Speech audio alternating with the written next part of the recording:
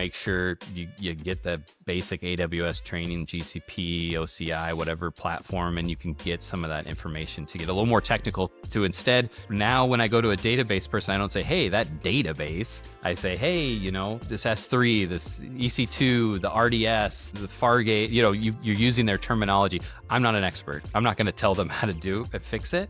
But now that I've used their language, it's a lot easier for them to communicate back. They understand what I'm looking for. It's a much cleaner exercise. And then probably more to the point is, or I don't even bother them at all. I integrate it into my tool, API calls. If you're using a SOAR like a Tines, you're using a ComplianceCow, you don't even bother them. You just say, hey, I got that. We have this PCI audit. I need you for 20 minutes, but I've already collected all the evidence. I already have it over the course of the year. I've already been using it. You start to get to the point where a lot of engineers are saying, hey, I thought we were getting PCI. Hey, it's already done. Remember that one question I asked over Slack? That was all I needed you for. And then they start to get real happy and they like you again. Got it. So what I'm hearing you is that the skills are improving, the tooling is improving, and people are getting more technical about dealing with sort of how you describe GRC engineering than ever before. So is it fair to say that you're more optimistic that we are going to be seeing more of automation in GRC than dealing with spreadsheets before?